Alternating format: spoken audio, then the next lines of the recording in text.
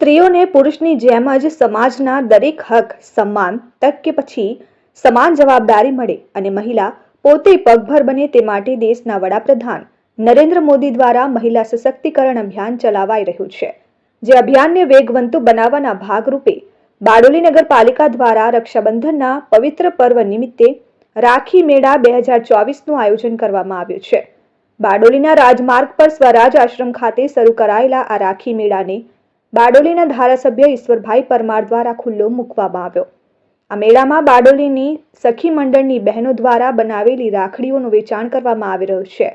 તો બીજી તરફ બારડોલી નગરપાલિકા દ્વારા નાગરિકોની ફરિયાદ અને સમસ્યાના ત્વરિત નિવારણ માટે એક ટોલ ફ્રી નંબર ધારાસભ્ય ઈશ્વરભાઈના હસ્તે જાહેર જનતા માટે ખુલ્લો મૂકવામાં આવ્યો છે।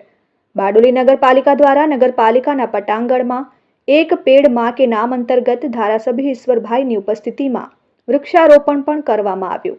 આ સમગ્ર પ્રસંગે બારડોલી નગરપાલિકાના પ્રમુખ, ઉપપ્રમુખ, પાલિકા ચીફ ઓફિસર, પદાધિકારીઓ, સભ્યો તેમજ બારડોલી નગર સંગઠનના હોદ્દેદારો ઉપસ્થિત રહ્યા।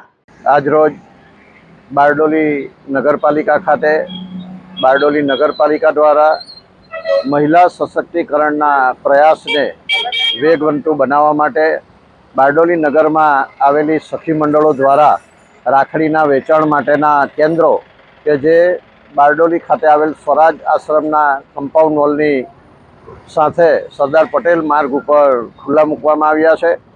આના કારણે બજારમાં જે વેપારીઓ પાસે રાખડીઓ લેવાય છે તેની જગ્યાએ આ સરકારનું જે મહિલા સશક્તિકરણના જે પ્રયાસો છે એને આ કાર્યક્રમ થકી વધુ વેગવંતુ બનાવાશે। અને સૌ બહેનોને વિનમ્ર અપીલ પણ કરું છું કે બારડોલી નગરની સખી મંડળ દ્વારા જે રાખડીઓ બનાવવામાં આવી છે એ રાખડીઓના સ્ટોરની મુલાકાત લઈ અને તે જગ્યા ઉપરથી રાખડીઓની ખરીદી કરે એવી પણ હું વિનમ્ર અપીલ કરું છું।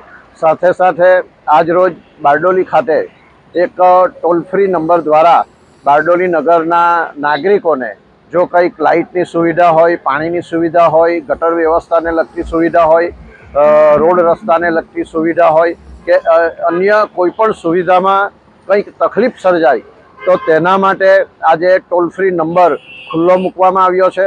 એટલે કોઈપણ નાગરિકોએ કંઈપણ પ્રકારની ફરિયાદ માટે નગરપાલિકાએ ન જતા ફક્ત આપેલ ટોલ ફ્રી નંબર ઉપર એ ફરિયાદો કરશે કે એમના સૂચનો કરશે તો જે તે તકલીફોનું નિવારણ ઝડપથી કરવામાં આવશે।